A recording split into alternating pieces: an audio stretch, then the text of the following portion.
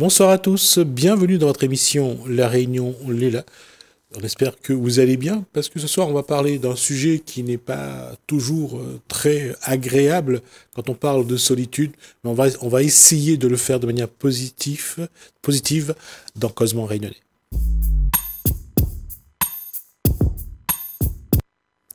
Éric Alvar, bonsoir. Bonsoir. Vous êtes président de SOS Solitude C'est ça, à La Réunion. oui.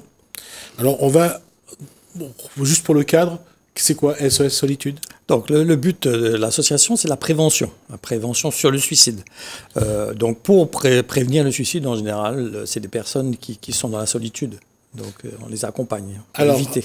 J'allais dire que le contexte ne vous est pas favorable. Il y a eu ces 2 ans d'épidémie, du Covid, et au sortir, la souffrance mentale a malheureusement évolué. Ouais, ça a empiré, c'est vrai, ça a évolué.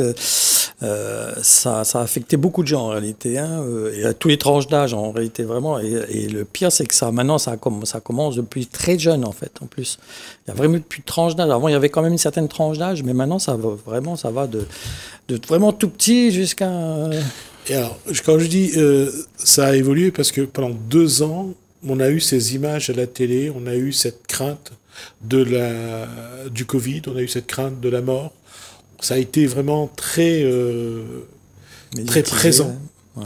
Et je disais pendant cette pandémie que au sortir de la pandémie, il y aura beaucoup de dégâts.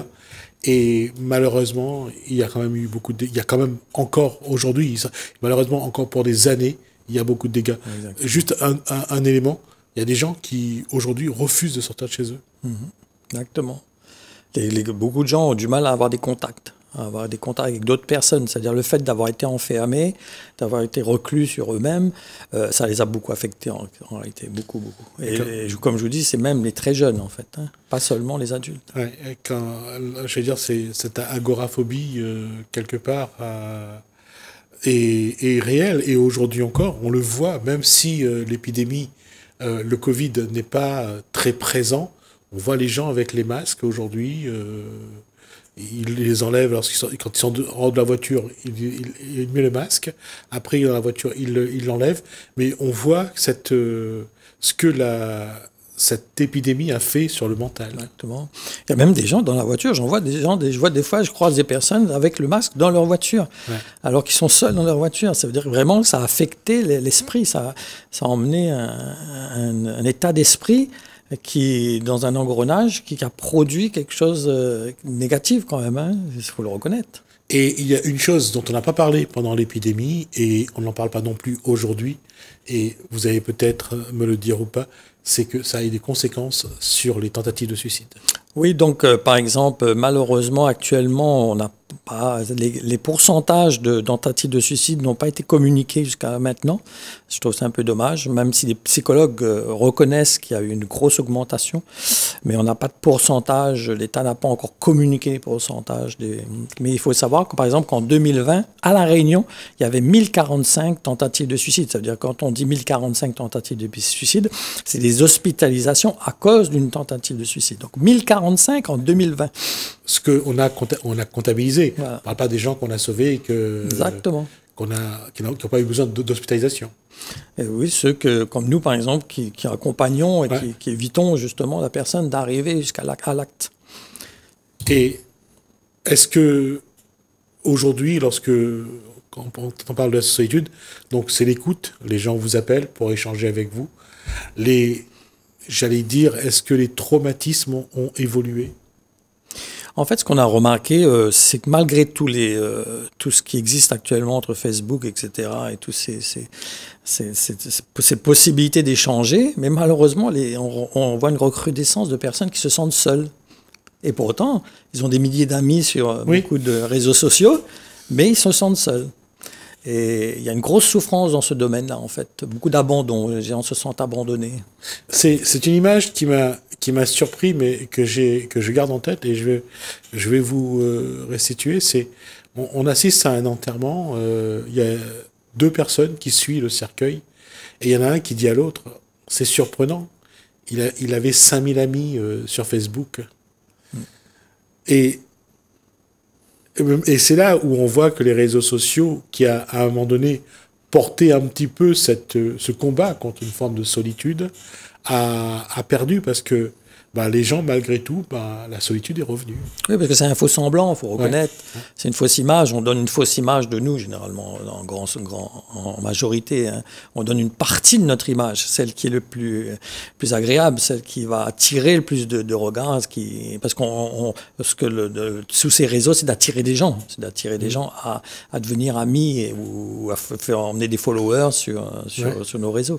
Et donc, le problème, c'est qu'on donne une certaine image qui n'est très souvent pas la réelle, c'est la vraie image de nous. On met un faux profil. Voilà, beaucoup. Et le problème, c'est que qu'est-ce que les gens, aujourd'hui, quand ils appellent vos écoutants, qu'est-ce qu'ils ont besoin de dire, généralement? Donc, généralement, c'est la solitude. 90%, c'est la solitude. Des gens qui expriment qu'ils sont seuls, qui se sentent abandonnés de leur famille, de leur entourage, pas compris, ou ils n'arrivent pas. C'est la relation en fait qui n'arrive plus à être aussi limpide, plus naturelle qu'avant.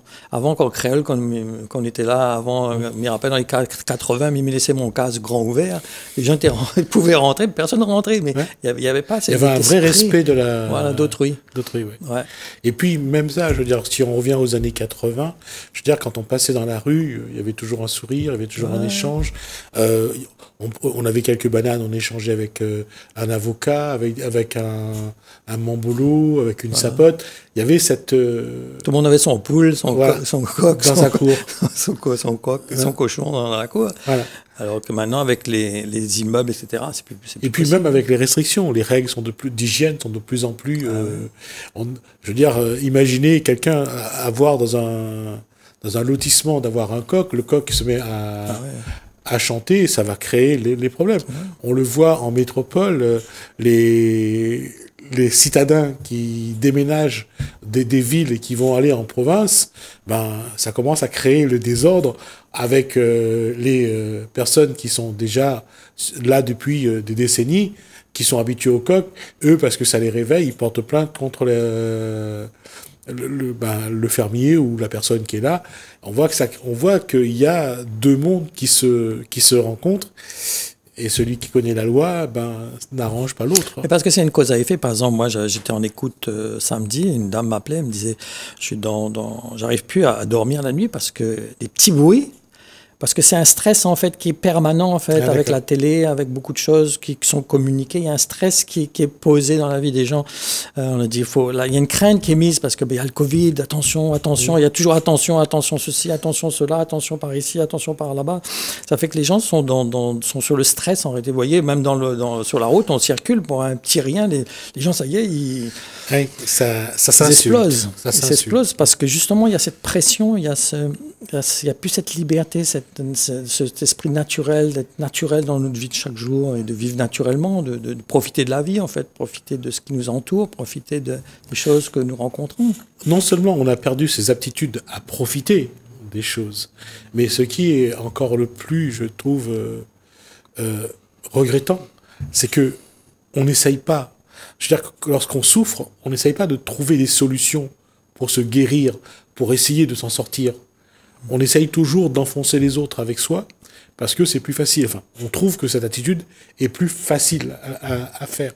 On va aller pourrir la vie de quelqu'un, on va aller créer des problèmes au lieu d'essayer d'aller voir quelqu'un qui peut nous aider à essayer de sortir de cette spirale, quoi. Exactement. Mais c'est une cause à effet, hein. C'est ce qui est communiqué, en fait, hein. C'est une atmosphère dans laquelle on est qui pousse les gens dans cette condition. C'est comme l'obésité, hein.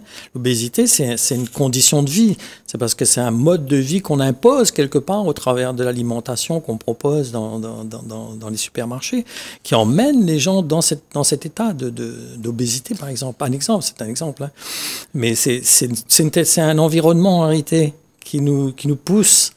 On donne l'exemple, par exemple, moi je donne l'exemple, ce qui était déjà arrivé, un animal qui reste enfermé dans une cage pendant 20 ans, par exemple. Oui. Vous allez ouvrir la cage, il va rester dans la cage. Il va rester dans la cage, effectivement. Ouais. Oui, mais c'est que, j'allais dire, on a conditionné le schéma de comportement de l'animal, comme on conditionne les schémas de comportement des individus. Exactement. Depuis 2 ans, on a tué un petit peu, j'allais dire, cette lumière qu'il y avait, ou cette énergie qu'il y a qui sont dans les individus, et faites plus ça, vous rentrez telle heure, vous mangez ça, vous faites... À un moment donné, c'est... Je veux dire, on se tue à petit feu. Ouais. Puis pour être sincère, moi je suis croyant, je crois en Dieu. Je crois que le fait aussi de négliger le côté spirituel, des enseignements qui sont positifs, des enseignements dans la parole de Dieu, qui produisent une certaine sagesse, une certaine lumière, une certaine conscience du prochain, en fait. Parce que le premier commandement, par exemple, il dit « Tu aimeras ton Dieu de tout ton cœur, de toute ton âme, et ton prochain comme toi-même », par exemple. Et ce qui emmène la personne quand même à prendre conscience qu'il y a une nécessité d'aider son prochain, une nécessité de considérer son prochain, en fait. Et c'est important. Oui, mais le problème, encore une fois, quand on regarde, même si les lieux de culte sont fréquentés, encore bien fréquentés à La Réunion, les gens qui y vont, est-ce qu'ils y vont vraiment avec cette, j'allais dire, cet esprit, cette foi pour essayer d'être dans cette spiritualité-là? Exactement, c'est vrai, entièrement d'accord. Entièrement d'accord. Mais c'est pareil, on revient toujours au même point, c'est l'environnement, c'est ce qu'on reçoit en fait. On peut, par exemple, moi je suis papa, mes enfants ne peuvent pas être, ils ne sauront pas ce que je suis pas. Ils vont imiter le schéma que oui. je leur présente. Le mimétisme. Donc c'est pareil, hein, ça veut dire que ça dépend aussi. C'est à nous, chaque être humain. Ouais, de chercher. De tracer un chemin. Voilà. Pour les enfants, pour ceux qui sont autour de nous. C'est naturel. Mais quand vous avez ces personnes au téléphone qui sont dans la solitude, qui sont, je veux dire, qui errent sur un chemin et qui ne savent pas dans quelle direction ils vont partir, c'est pas simple quand même de leur apporter, je dirais, un peu de lumière pour éclairer leur chemin. En fait, il faut exprimer son cœur. Il faut être sincère, il faut être vrai, il faut être naturel. Vous savez, on peut donner que ce qu'on a. Hein, mais on a chacun de nous de l'amour. De l'amour, on est avec l'amour. C'est l'amour, elle est en nous depuis le début. Un enfant, quand il naît, tout de suite, la première réaction, il va coller avec sa maman. Oui, tout à fait. Tout de suite. Ouais. Il n'y a même pas besoin. Moi, ça m'a choqué, ça. En fait, j'ai beaucoup médité là-dessus. Je dis, pourquoi un enfant, à peine il sort du ventre de sa maman, la première réaction qu'il va avoir, c'est coller avec sa maman. Parce qu'il a besoin de ça, cette chaleur. Il a besoin de ce corps à corps. Il a besoin de sentir. Et puis, si on tient compte du fait que l'enfant a été pendant 7-9 mois dans le ventre de sa mère, je pense que quand il sort, cet environnement inconnu, et là, le premier corps qu'il a connu, c'est normal je pense qu'il se réfère toujours à sa mère. Mais encore une fois, ça montre aussi que nous, que ce soit enfants ou adolescents, on a toujours besoin de son environnement familial. Et c'est lorsque cet environnement-là casse que souvent, l'enfant a du mal à trouver le bon équilibre aussi. Ouais. Et je pense que dans les échanges que vous avez, même adultes, vous voyez, il y a des individus, vous ressentez que l'enfance n'a pas été heureuse, l'adolescence n'a pas été heureuse, et que la suite n'a pas été simple à construire. Ouais. Des fois, on tombe sur des cas où on essaye en fait de rattacher la personne à quelque chose qui est positif. Et c'est vrai que des fois, ça m'est déjà arrivé de tomber des personnes il n'y a plus rien sur quoi se rattacher. Et là, c'est vrai que c'est pas toujours évident. C'est pas toujours évident d'emmener la personne. En fait, c'est comme si on tend la main à une personne qui est en train de se noyer. Oui. Mais quand on tend la main à une personne qui se noie, à la rigueur, la personne essaye d'attraper. Exactement. Il y en a qui ne veut même pas de cette main. Oui, généralement quand la personne téléphone, c'est qu'elle est dans cette démarche. Oui, quand elle téléphone. Voilà. Là, bien sûr, on parle de ces personnes-là. Mais est-ce que ce premier coup de fil, qu'est-ce que ça déclenche généralement ? On sent que le départ, c'est d'exprimer sa souffrance. Quand une personne appelle, elle exprime sa souffrance, son désarroi, sa solitude. Nous, donc, on va essayer d'emmener la personne à s'attacher à quelque chose, à se rattacher à quelque chose. Emmener la personne surtout à sentir qu'on est là, à côté d'elle, qu'on l'écoute. Et c'est riche, ça apporte beaucoup dans notre vie en tant qu'écoutant. Moi, je suis écoutant aussi. Ça apporte beaucoup parce que on sent qu'il y a un échange qui s'effectue, on sent qu'on devient utile, qu'on devient quelqu'un qui est à côté d'une personne qui est en souffrance. Et ce qui est drôle souvent, que c'est lorsque ce contact se fait et que on voit que l'échange marche, on voit que l'autre, à l'autre bout du fil, apprécie, se connecte. Et la question, c'est lorsque on raccroche après, est-ce que la personne va garder cette émotion? Les personnes, généralement, ils rappellent. Ah, d'accord. Beaucoup rappellent. Mais ce qui est très jouissif, en fait, c'est de sentir qu'au départ, on sent une grosse souffrance, comme s'il y a un poids, comme si la personne est sous un poids, sous un fardeau, et qu'à la fin de la discussion, au bout de 40 ou une heure de temps, on sent que la personne, dans sa façon de s'exprimer, on sent qu'elle est soulagée. Ouais. Elle est soulagée. J'allais dire, elle a déposé au moins le temps de la discussion, voilà, le fardeau. Voilà. Ouais. Et ça, c'est très jouissif. C'est ma récompense, moi, à la fin. De sentir que quelque part, ça a permis cette personne de ne pas passer à l'acte. Parce que très souvent, quand la personne appelle, c'est que dans sa tête, il y a quand même cette pensée, oui, tout à fait, de mettre fin à ses jours. Donc, et de sentir à la fin que on a repoussé, peut-être. Oui. Mais généralement, non. Généralement, c'est très rare. Généralement, quand la personne a soufflé, quand elle a pu déposer son fardeau, quand elle a pu déposer son souci, on sent que même après qu'elle a téléphoné, il y a une progression, il y a quelque chose qui progresse. Et là où c'est important, c'est que ces personnes décrochent le téléphone et appellent. Rien que le geste est essentiel. Parce que on voit bien qu'ils cherchent une main secourable, qui cherche quelqu'un qui veuille bien écouter son désarroi, j'allais dire, sa souffrance.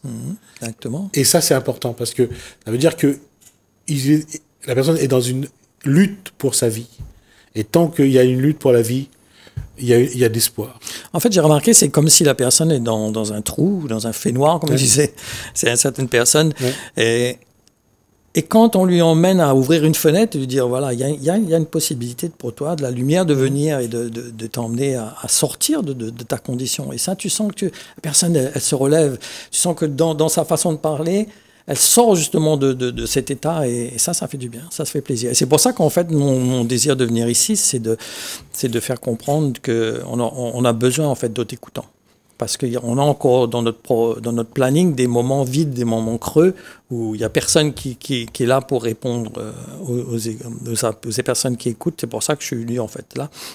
C'est pour emmener d'autres personnes à s'associer avec nous de ce combat.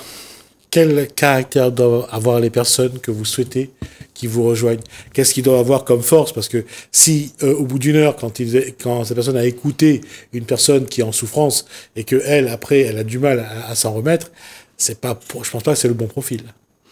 Oui, c'est sûr qu'il faut quand même avoir une certaine disposition, c'est évident. Hein. Mais en général, vous savez, quand on a fini, au contraire, on est heureux.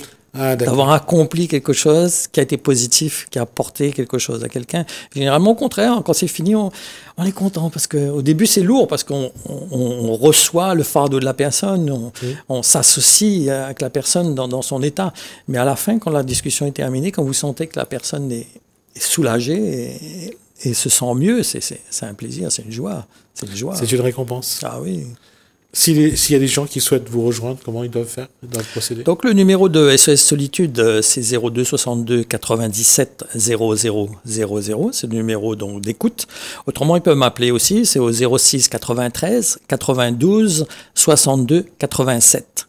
Et on a aussi une page Facebook qui s'appelle donc SOS Solitude. D'accord. En tout cas, il y a des personnes qui souhaitent apporter leur concours pour écouter des personnes qui ont besoin de s'exprimer. Donc, vous avez donc l'opportunité de le faire. Et comme vient de dire son président, la question, c'est surtout j'allais dire, non pas de se prendre pour un super-héros, mais d'être un accompagnant, d'être quelqu'un qui veut bien partager un petit peu, qui soit j'allais dire, dans l'empathie aussi. Voilà. Compatir, voilà, ouais, exactement. Et puis, ce qui est bon, c'est qu'on est suivi, en fait. Hein. On est suivi par des psychologues, on est formé, il y a des formations, etc. On n'est pas livré à nous-mêmes. Hein. Il y a un accompagnement qui est fait, hein. On n'est pas seul. Hein. Donc, quand il y a une situation qui est un peu difficile, où la personne a une crainte, elle peut s'exprimer avec le psychologue qui est de l'association, et il y aura un échange qui va être fait, elle sera rassurée, quoi. D'accord. En tout cas, j'allais dire, l'invitation est lancée. Vous souhaitez rejoindre SOS Solitude, en tout cas, c'est possible. À vous de prendre votre décision. En tout cas, vous attendez que ces personnes vous rejoignent. Ça sera avec plaisir. Et on sera à grandir cette équipe merveilleuse qu'on est de bénévoles qui s'investissent pour le bien d'autrui. Combien aujourd'hui? Là, on est une quarantaine.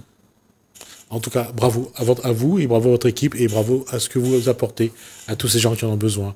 Merci d'être venu jusqu'à nous. Avec plaisir, merci Éric de m'avoir accueilli. Alvar, donc le président de SOS Solitude. On aura sans doute l'occasion de vous revoir sur ce plateau pour d'autres sujets. Ça sera avec plaisir. Merci à vous. Merci à vous de nous avoir suivis. Merci Hélène, merci François. Je vous dis à bientôt.